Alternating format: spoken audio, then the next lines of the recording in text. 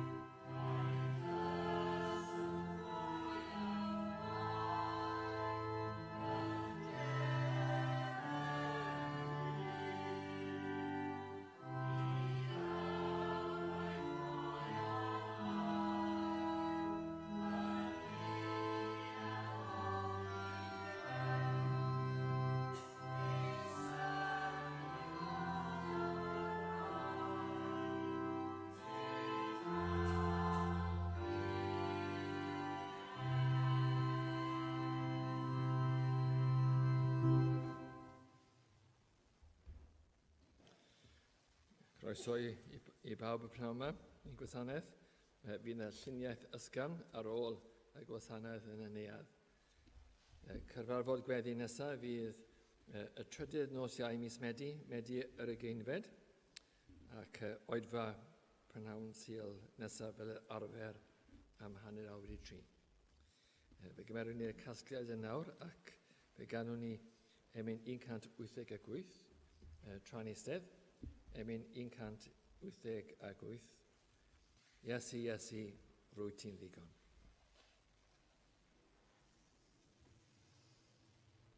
Amen.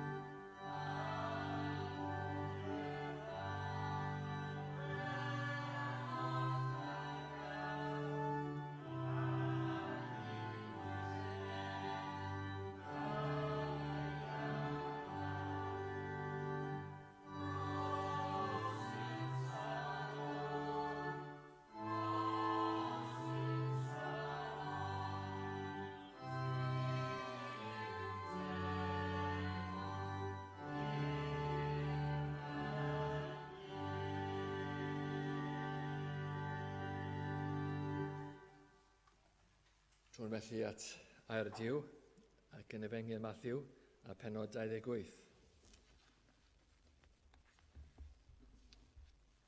Matthew, pennod 28. Dechrau yn yr adnod gyntaf.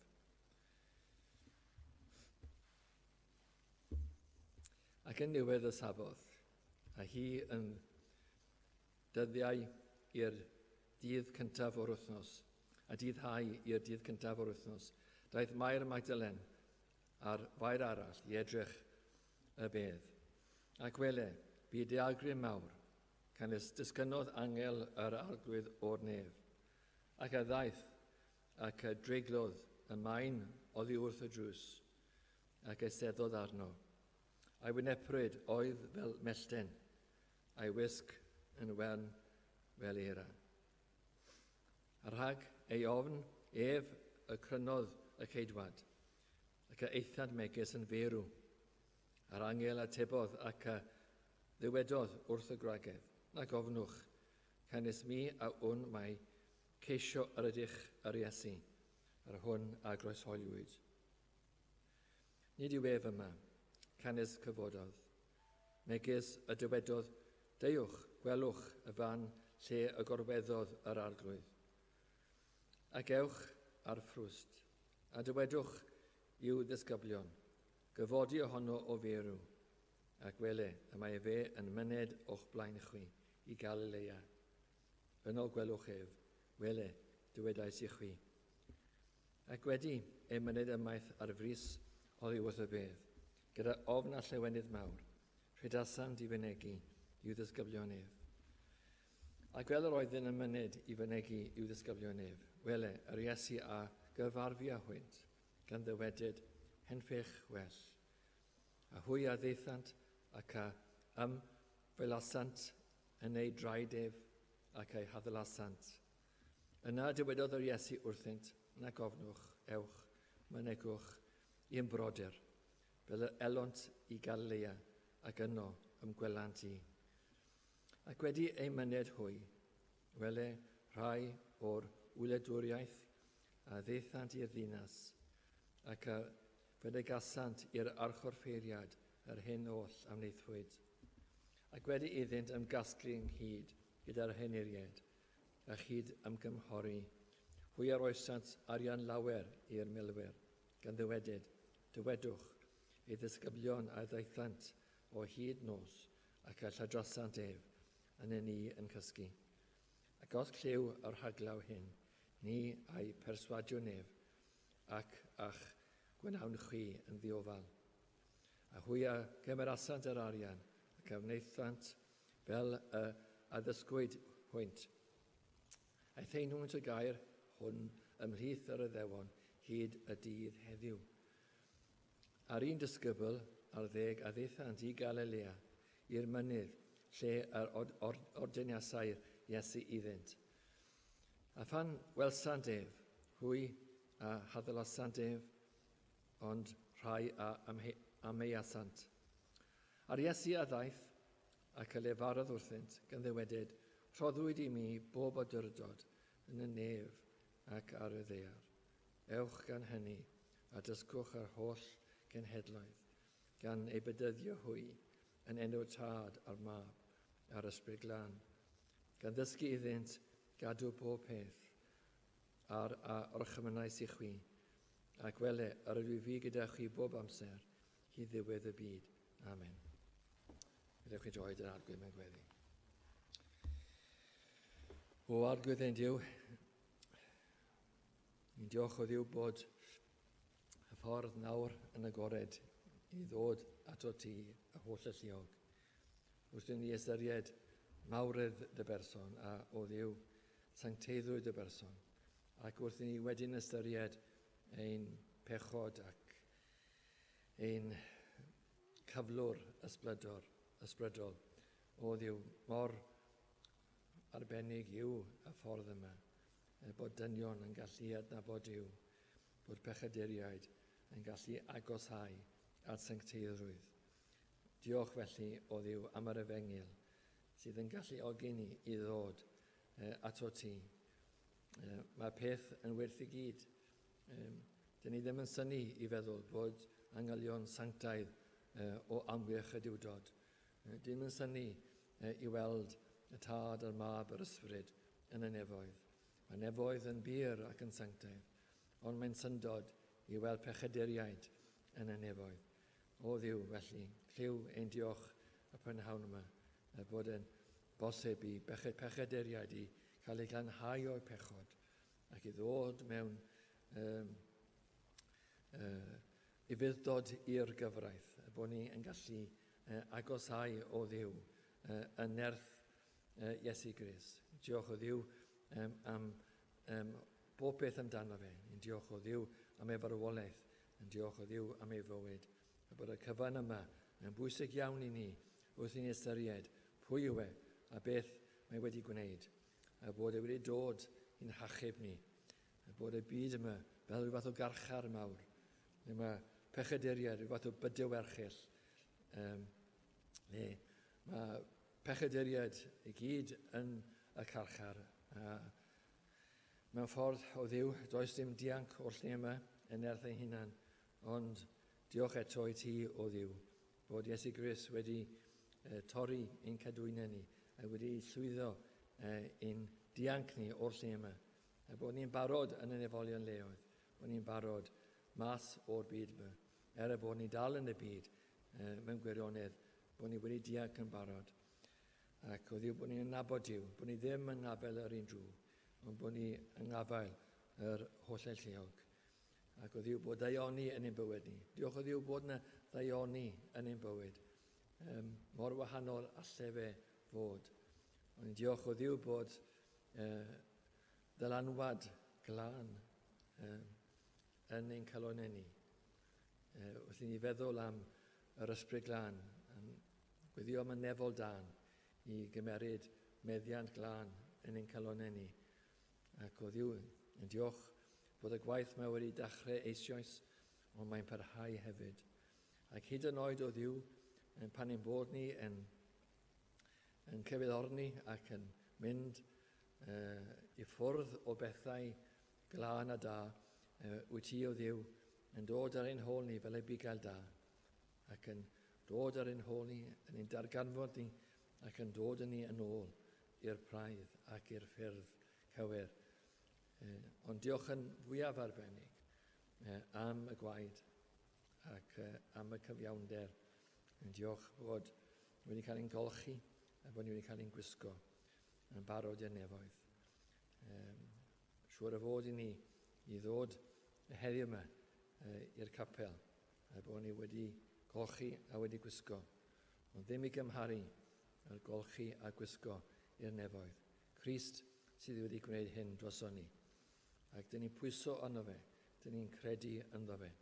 Ac yn gofyn nawr o arglwydd I ti yn helpu ni yn y gwasanaeth, I ti ddod o Dduw a nerth i'r geiriau, nerth i'r gwefusau a nerth i'r clusiau. Bod ti'n eneinio'r cyfan, yn eneinio'r gwefusau, yn eneinio'r clusiau hefyd. Ac yn arbennig o Dduw, I eneinio ein calonau ni. A ti ddod o Dduw yn nerth yr ysbryd glân. A fydde ti o arglwydd yn dod ac yn dangos I ni pethau arbennig, yn dangos I ni yr arglwydd Iesu, yn dangos grasysau Iesu Grist I ni. A bod ni'n gallu gweld o Dduw. Yn aml iawn, dyn ni'n clywed ac bod ni yn gweld o ryw fath, ond ddim yn gweld gyda'r enaid. Yn gofyn y prynhawn yma, I ti fod gyda ni I weld yn ein calon, bod ni yn deall ac yn addoli mewn ysbryd a gwirionedd ac yn nerth yr ysbryd glân. Clyw nawr ein gwyddiau ni, byddo gyda ni o Dduw yn teuluodd ni, yn ein amgylchiadau ni. Yn aml iawn mae'r ein drwg yn pwyso ni lawr, yn digoloni ni, gwan goloni ni. Mae'n siŵr os y'n ni'n yn gwan goloni y diafol sydd hynny. Bod amgylchiadau gallu bod yn anodd o Dduw, dyn ni'n gwybod bod yr ein drwg yn dod gyda'r amgylchiadau, mwyn ein dinistrio ni, mwyn ein bwrw ni lawr. Ac yn aml iawn, os yn yr amgylchiadau mae'n ddigon o beth I ymddiried yn y tu, o Dduw weithiau mae'r diafol yn dod ac yn pwyso'n drwm yn ni. O arwydd, Chofiad y bobl, dyn ni'n dweud yn gofyn. A ti fod gyda ni o Dduw ac i'n helpu ni yrru y ffordd yr un drwg. A ni i fwynhau dy gwmni di. Ac i ni i gerdded at ti. Ac a fyna o Dduw i ni fod yn agos yn ein calonnau. O dyna chi beth, i ni fod yn agos yn ein calonnau i'r arglwydd Iesu. Felly o Dduw, dyn ni'n gweddio, bydd hyn yn bosib. O Dduw, tead yn agosau ato ni, wrth i ni agosau ato ti. Wrth i ni edrych ato ti o Dduw, i ti i ddod lawr arnon ni. A bydd y cyfan mwyn gogoniant Duw. Amen.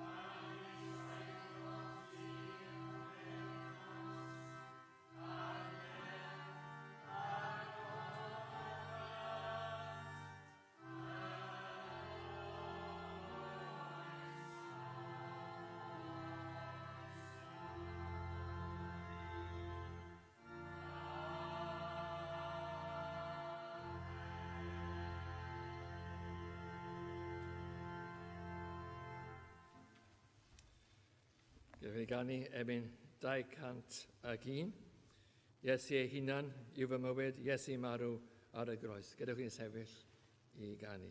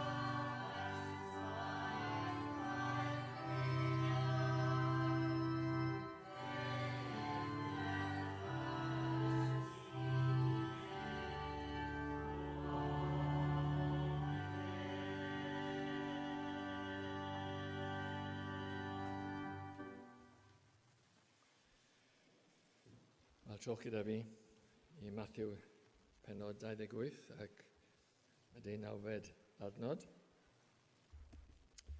Ar Iesu a ddaeth ac a lefarodd wrthynt, gan ddywedyd rhoddwyd I mi bob awdurdod yn y nef ac ar y ddeiar. Ac dwi am ystyried y prynhawn yma, Brenhiniaeth Iesu Grist yn arbennig, neu arglwyddiaeth Iesu Grist. Ond term dwi eisiau defnyddio yw Brenhiniaeth Iesu Grist. Yn draddodiadol, mae'n yn rhannu swyddau Crist mewn tair ffordd, proffwyd, offeriad a brenin. Yn y catechism mae'n dweud pa swyddau mae Crist yn ei gyflawni fel y mae yn waredwr. Ar ateb, Crist fel y mae yn waredwr I ni, bydd yn cyflawni swyddi proffwyd, offeriad a brenin yn ogystal yn y gyflwr o ddarostyngiad a'i ddyrchafiad. Ond gwelwn ni fyna, un o'i swyddi yw y swydd o fod yn frenin. Ac mae'n frenin mewn sawl ffordd fel y gwelwn. Ond yn ein testyn ni, dyma un o'r ffyrdd. Le fan hyn, dyn ni'n gweld bod Crist newydd farw a codi mewn atgyfodiad ac yn sgil ei atgyfodiad a'i fuddugoliaeth. Mae'n dweud, rhoddwyd I mi bob awdurdod yn y nef ac ar y ddeiar. A mae'r tad yn rhoi y frenhiniaeth Iesu Grist fel gwobr am ei fuddugoliaeth Mae'n frenin.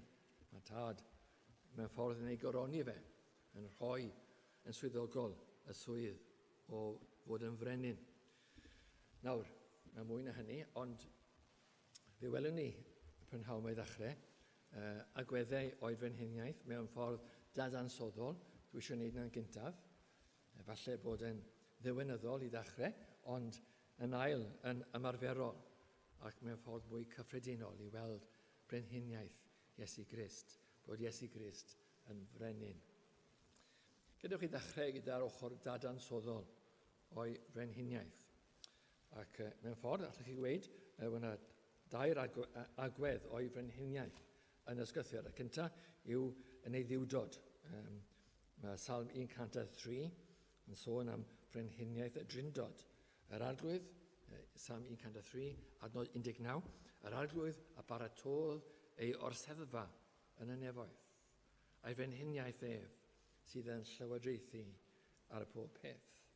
Wrth gwrs, oherwydd bod Iesu Grist yn rhan o drindod, mae fel mae'r catechism yn gweud, yn gogofiwch mewn gallu a gogoniant.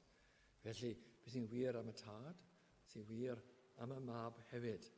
A felly bod Iesu Grist fel Duw yn frenin o safbwynt hynny.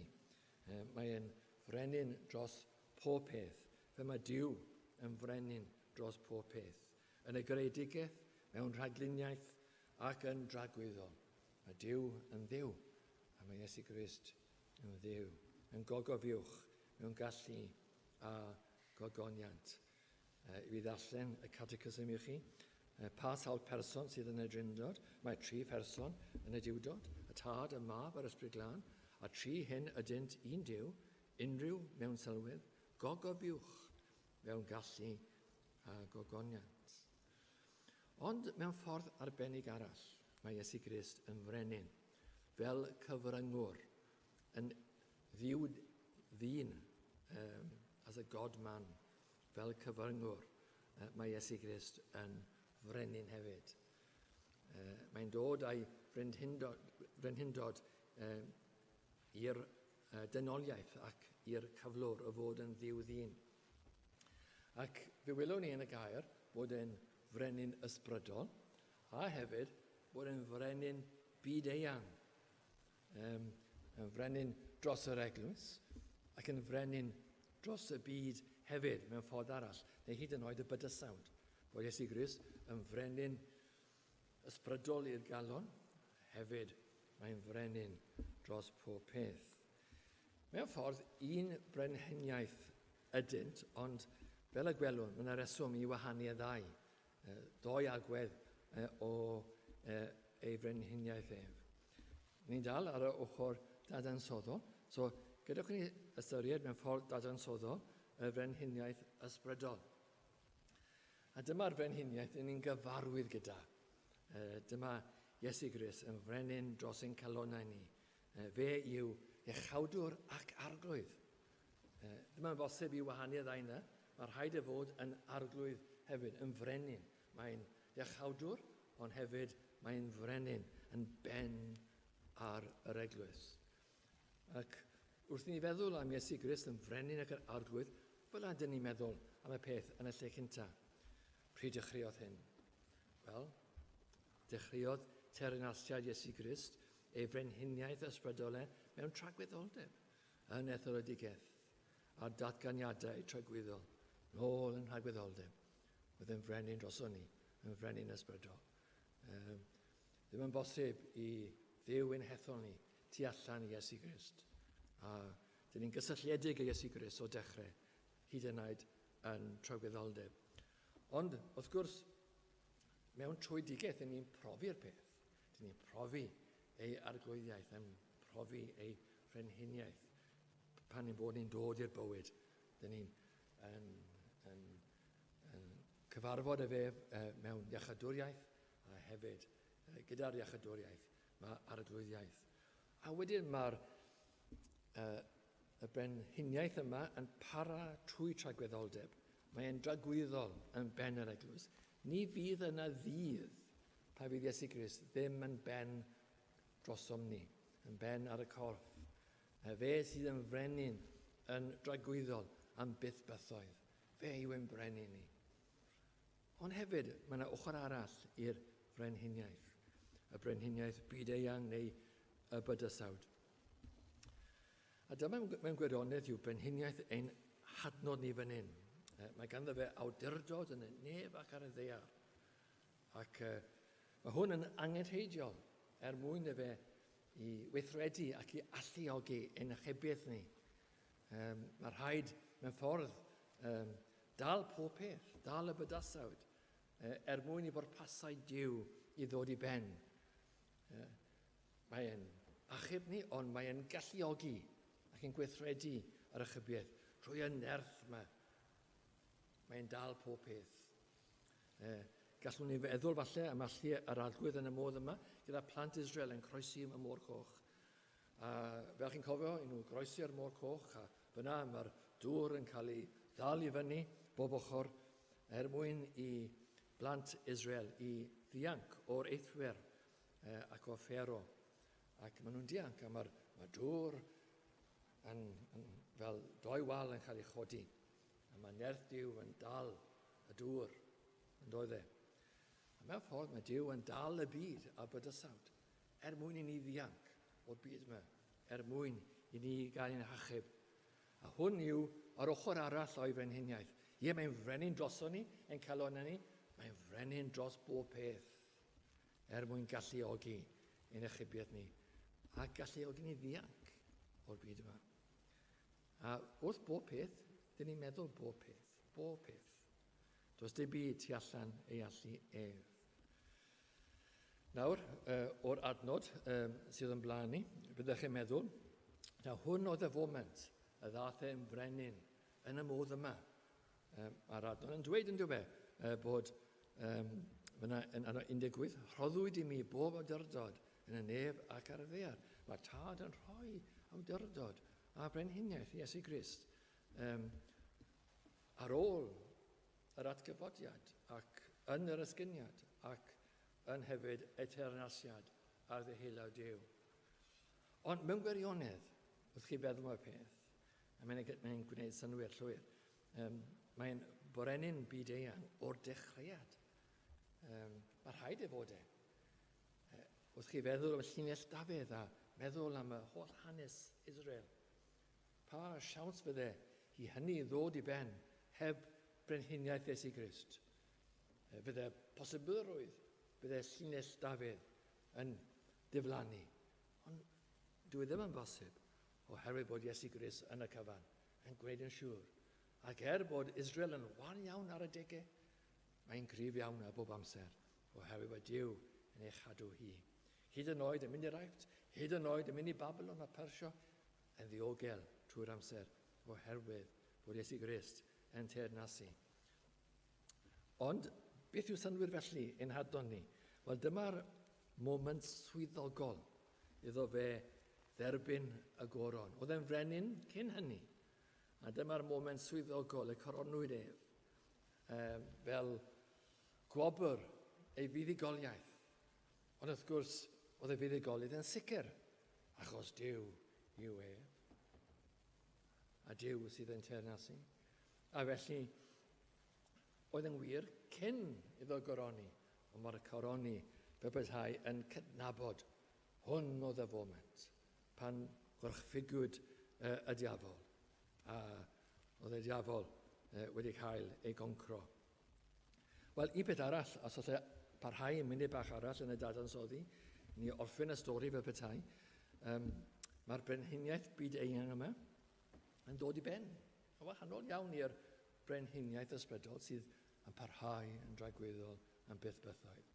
Ond mae hwn yn dod i ben oherwydd oedd y phwrpas arbennig i'r brenhiniaeth yma. Unwaith, mae Cris wedi cwblhau y gwaith. Does ddim angen am y brenhiniaeth. Oherwydd, bydd ddim angen bellach i dernasu dros y byd, oherwydd bod teyrnas Duw wedi cyrraedd. A mae hyn yn cael ei adlewyrchu yn 1 Corinthiaid 15 ac adnod 28. A dyma ystyr y geiriau yma. A phan ddarostynger pob peth iddo, yna y mab ei hun hefyd a ddarostynger i'r hwn a ddarostyngodd bob peth iddo ef fel y byddo Duw oll yn oll. Mae Iesu Grist bydhau yn rhoi'r cyfan i'r tad, i Dduw, ac wedi cwblhau y gwaith. A felly mae'r cyfnod yma, cyfnod arbennig yma ar ei ben. Mae Iesu Grist a diwedd amser ar ôl yr ail ddyfodiad yn cyflwyno'r cyfan, yn orffenedig, ac mae Duw oll yn oll. Felly gweld yn hanes y byd, y cwymp, yr angen am gyfryngwr, yr angen am un sydd yn gryf, i achub ni ac yn cadw ni. Dyma pwrpas a gwaith Iesu Grist yn y cyfnod yma, i ddod yn ei nôl at Dduw. Ac unwaith mae'n gwneud hynny, wel, does ddim angen i fod yn frenin yn y ffordd yna yn rhagor. Mae Duw oll yn oll, ond yn frenin ysbrydol am byth, yn ben yr eglwys am byth bythoedd. Mae gadewch ni feddwl am hyn nawr o safbwynt ymarferol. Ac wrth ni feddwl am agweddau mwy cyffredinol a ymarferol, a sawl agweddau prynawn yma. Fe welwn ni y ddoi beth yna. Fe welwn ni brenhiniaeth ysbrydol a fe welwn ni y brenhiniaeth byd-eang hefyd. Ac mae hyn yn dangos wrth gwrs yn ei amser ar y ddaear. Fe welwn ni fe ar y ddaear fel mab Duw. Mae'n dangos ei fod yn fab Duw. Mor ffôl mae dyn yn ei angrediniaeth. Neu mae dyn yn gofyn yn diwedd yn aml iawn, rhowch i mi braw priodol o Dduw Dad Iesu Grist. Ac wrth gwrs chi'n agor y gair, mae fyna bob man yn diwedd y fath allu, gymaint o wyrthiau, digonedd a mwy. A wedyn mae dyn yn dweud yn cwyno yn ei ddyllineb ac yn gwatwar. Mae'n gofyn am brawf priodol, a wedyn pan fod y brawf yn briodol iawn, yn unol beth ych chi'n disgwyl i fab Duw, wedyn mae'n gwatwar. Does dim plesio dyn. Wrth gwrs, gyda dyn, y broblem yw, dyw ddim eisiau credu yn y lle cyntaf. Problem ysbrydol, nid meddyliol sydd gyda dyn, ond ysbrydol. Ond beth bynnag, nodwn ni fan hyn, allu mab Duw ar y ddaear, gallu dros natur i ddechrau. Wrth i ni feddwl am ei allu dros natur, fe welwn ni gwirthiau mewn bioleg a cemeg allech chi weid. Mae yn y byd cemegol yn troi dŵr i win. Mae'n dangos ei allu hefyd yn y byd natur yn gorchymyn planhigion i feddhau fel y gwyrth a'r ffig ysbren fyna yn marw. Arbennig hefyd yw ei allu, ac wrth gwrs gafodd hyn effaith mawr ar disgyblion, ei allu dros y môr a'r gwynt, yn y storm hynny ar Galilea, ac yn dweud i'r gwynt, ac yn cyrryddu'r gwynt, ac yn dweud i'r môr, gostega distawa, gostega distawa. Just geiriau, gostega distawa. A mae'r môr yn dawel, a mae'r gair yn gweud, a byd tawelwch mawr. Y greadigaeth yn i fyddhau i'r brenin. Brenin creadigaeth a'r creadigaeth yn i fyddhau. Ac hefyd, wrth iddo gerdded ar y môr yn y storm, eto'n dangos ei allu dros y greadigaeth. Bod e ddim yn gorfod i fyddhau i reolau natur, ond mae reolau natur yn i fyddhau y fe. Ac hefyd, fe welwn ni allu dros y corff dynol. Fan hyn yn y byd bioleg, allwch chi weid. Mae'n iachau cymaint o afiechydon, a gymaint o bobl, gymaint. Mwy na mae gair yn sôn amdano. Yn aml iawn mae'r gair yn gweud bod llawer mwy, ac mae llawer mwy wedi cael ei iachau gan Iesu Grist. Ond ni'n gwybod ar rai ohonyn nhw, yn iachau gwahan glaf, wrth gwrs, a sawl un, dynion dall, a dynion byddar, hefyd y rhai sy'n gloff, gymaint o enghreifftiau, ac allan ni feddwl am rhai enghreifftiau, fel y dyn a'i law wedi gwywo, a wedyn y wraig mewn diferlif gwaed, a rhai yn dioddef a chryd ac yn y blaen, a fe welwn ni fan hyn, gymaint mae'r Efengylen llawn enghreifftiau o Iesu Grist yn achub hwn a honna, ac o'r hyn a hynny, fe welwn ni Iesu Grist yn iachau, a hefyd yn dangos fod e'n fab Duw, yn iachau pobl ar fi'n marw, nid jyst bod nhw'n glaf ac yn sal, bod hynny yn fawr i nhw, ond hefyd oherwydd y damgylchiadau bod rhai ar fi'n marw, a rhai wedi marw, a'r un fi'n marw, a hefyd wedi marw, yn dangos ei allu dros marwolaeth ac ei allu i roi bywyd. Llwyr awdurdod, dros marwolaeth, dros y bedd, dros bywyd, dros afiechyd, dros natur, dros greadigaeth, llwyr reolaeth Iesu Grist. A hwn oedd tywysog bywyd. Mae'n dangos o fyw tywysog bywyd. Yn aml iawn, dyn ni'n darllen yr enghreifftiau yma, a ddim yn sylweddoli pa mor arbennig yw ei allu ef. Duw, y Duw. Duw mewn corff dyn, y Duw ddyn, y cyfryngwr, Iesu Grist. Hefyd, fe welwn ni ei allu dros tywyllwch, yn dangos ei awdurdod dros galluoedd y tywyllwch a'r diafol. Ni sylwi hynny hefyd oherwydd, mae'r greadigaeth yn un peth, mae dynion yn beth arall, a mae'r diafol a'r ysbrydion yn gryfach. Ond mae Iesu Grist yn drech ond nhw gyd, ac fe welwn ni, fe ddarllenwn ni fe yn gwared dynion o'r ysbrydion yn gorchymyn nhw. A maen nhw i fyddhau, gorchymyn yr ysbrydion drwg, a mae rhaid i nhw i fyddhau. Ac yn y pen draw, wrth gwrs, yn gorchfygu yn llwyr yn yr Efengyl, fel y gwelwn nawr. Wrth yn ystyried ei allu ar y groes. Mynd nawr i department arall, allwch chi wneud, ei allu ar y groes. Dych chi'n gweld, mor arbennig, mae allu dros y corff a'r byd materol. Mae allu dros uneidiau yn fwy arbennig. Yn wir, nid peth anodd i Iesu Grist oedd creu a dangos awdurdod dros y greadigaeth, oherwydd Duw yw ef. Nid anodd oedd hynny, ond anodd oedd achub dyn.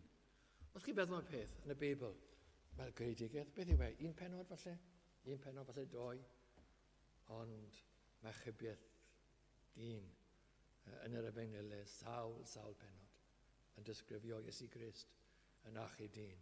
Mewn geirionydd, y holl Beibl yn disgrifio hynny i ryw raddau.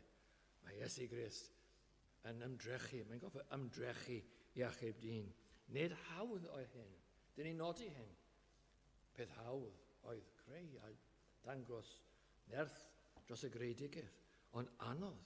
A fe welwn ni y strygl yma yn y Beibl, y frwydr yma, y dioddef, y cyflawni, y cyfan oll, ac yn achub pechaduriaid.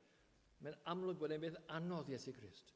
Gair oedd y greadigaeth, ond gwelwch ef yn Gethsemane, a'r ymdrech, a'r chwysu gwaed, a'r marw, a'r holl ymdrech yn y byw hefyd, y byw mewn bydrwg, a'r marw fel iawn droson ni. Ac yn sgil hyn, yn sgil ei ymdrechion mawr, mae'n fydd y galeithus. Mae'n ennill y dydd. Mor anodd o hyn. Mor anodd yw achub pechaduriaid. Mae'n anodd i ddiw i achub pechaduriaid. Ond dyma'r newyddion. Mae'n drech. Mae'n llwyddo. Ac yn sgil y ddioddefiadau, mae e nawr yn iachawdwr ac yn arglwydd. Mae yn ennill y dydd. Ac hefyd wrth i ni'n mynd ymlaen a mae'n werth nodi hyn i gyd, mae'n adeiladu y llun yma o Brenhiniaeth Iesu Grist, ei allu yn yr atgyfodiad. Mae'n dangos ei allu a'i fuddugoliaeth wrth godi o'r bedd. Mae'n cwblhau yr achubiaeth i ddechrau. A mae'n dangos llwyddiant y groes. A hefyd, mae'n dangos ei hunaniaeth mewn ffordd. Yn dangos o ef oedd mab Duw, fel y dywedodd e. Ef yw y Meseia Israel. Yn dangos pob peth. Does dim byd ar goll. Mae'n dangos y cyfan. Mae'n dod â bob proffedoliaeth yn wir ac yn frenin ac yn dywysog bywyd yn yr atgyfodiad. Yn dangos taw ef yw y bywyd. Ef yw yr atgyfodiad ac yn codi o'r bedd. Pob peth yn ei le gyfellion, pob peth.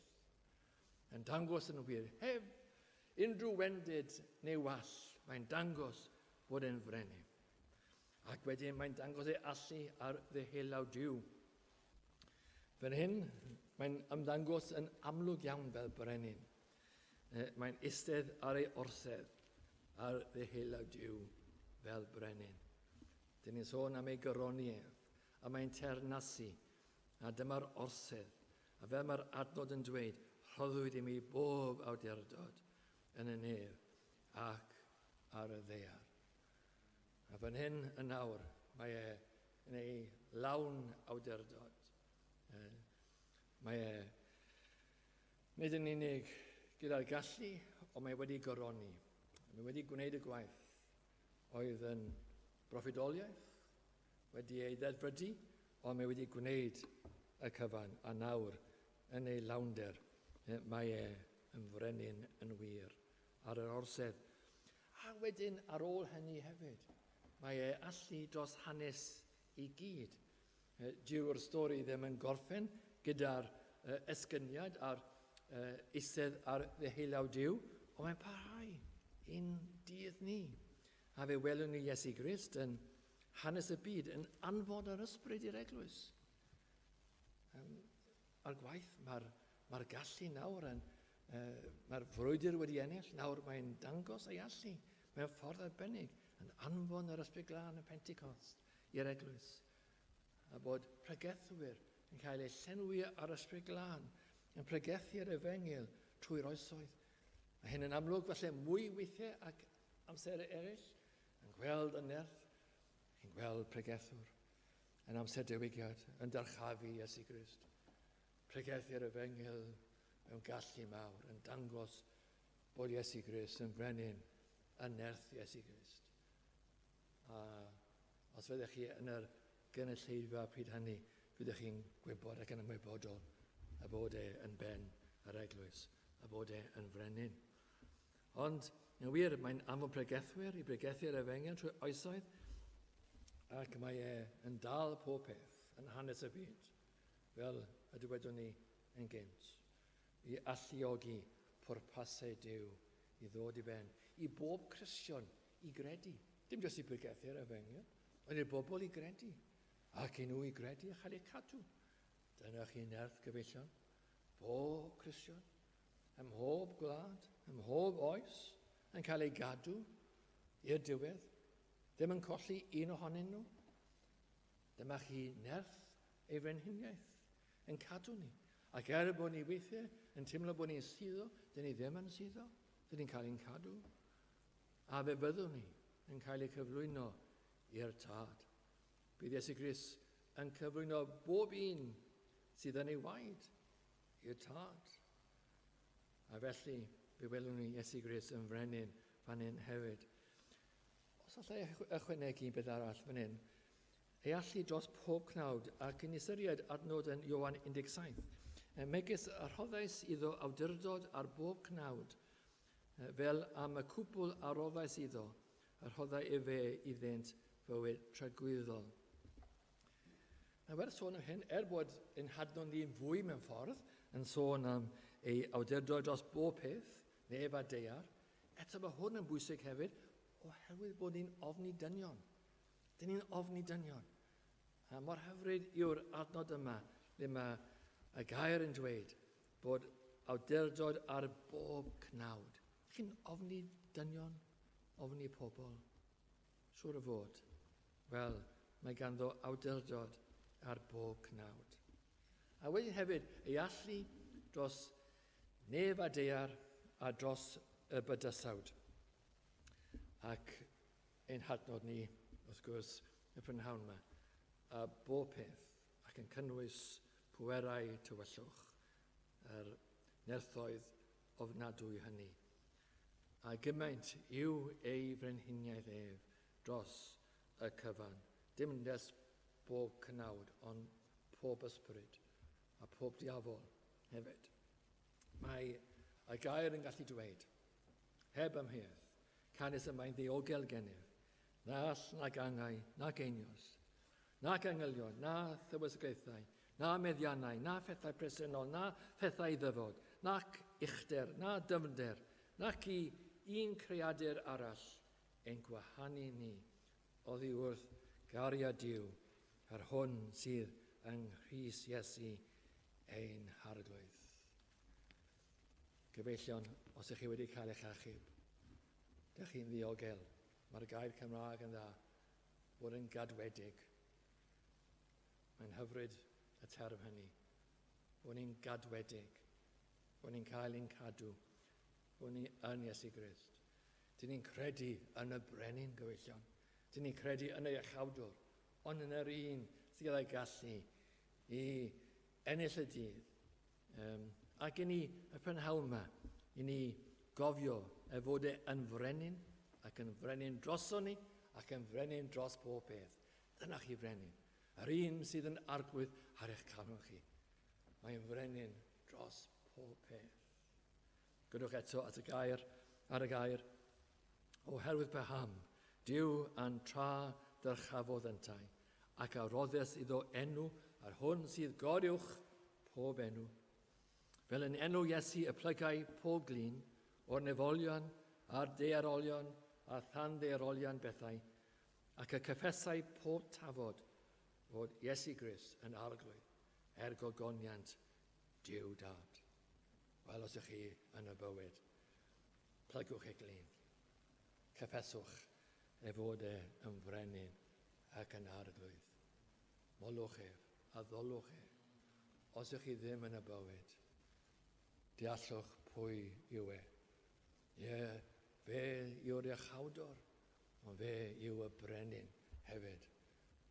Bydd pob glin yn plygu, ond nid yn yr un ffordd. Bydd rhai yn gorfod plygu, ond bydd y rhai yn plygu o galon. A i Dduw, bydded i Dduw i chi fod un o'r rheini sydd ddim yn plygu oherwydd, wel, awdurdod Iesu Grist, plygu mewn trwbl calon, ond yn hytrach i blygu mewn cariad ac addoliad. Taw yw'ch iachawdwch chi ac eich brenin. Deallwch y bod yn frenin. Deallwch fod yn arglwydd. Dyma chi wirionedd Cristnogol. Dych chi'n aml yn clywed fod yn iachawdwr. Ond falle yn eich balchder, dych chi'n meddwl bod e falle yn rhywun sy'n dod i helpu a dych chi gallu penderfynu, wel na, dwi ddim eisiau fe. Dwi'n eisiau y chibwr yma, iachawdwr yma. Ond deallwch pwy chi'n gwrthod hefyd. Y brenin. Iesu Grist. O, byddwch yn ddoeth. Byddwch yn ddoeth. Deallwch pwy yw ef. Bod e'n plygu i helpu dynion, cofiwch hefyd fe fod e'n uchel wedi ddarchafu Iesu Grist. Ond i chi adnabod e fel iachawdwr ac yn arglwydd. Amen. Gadewch ni weddio. O Dduw, yn gofyn yn nawr i ti i agosau ato ni o Dduw yn y nerth hynny. Wrth ni feddwl am y gallu arbennig ar ddiheulaw Duw, o arglwydd Duw, y bydded Iesu Grist yn gorchymyn ac yn anfon yr ysbryd glân i'n plith ni. Fydd y tad a mab yr ysbryd yn cael y clod i gyd ac yn gofyn y cyfan yn enw Iesu Grist. Amen. Gadewch i ni ganu i'n hemyn ola 525.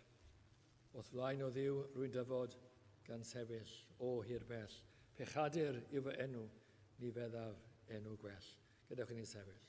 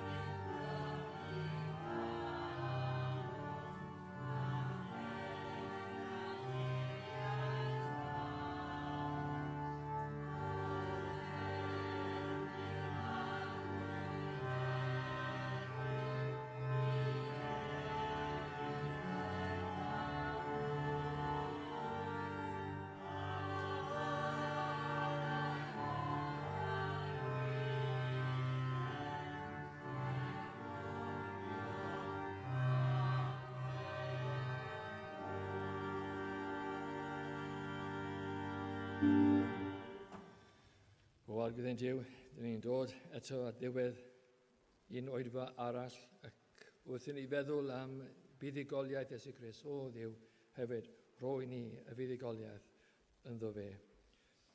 Ond i'r hwn a ddichon, wneithir yn drar agorol, ydy hwn sy'n bob peth, ydym ni yn ei dymuno, neu yn ei meddwl, yn ôl y nerth sydd yn gweithredu ynom ni, iddo ef y byddor gogoniant yn yr eglwys trwy Grist Iesu, dros yr holl genedlaethau, hyd yn oes oesoedd.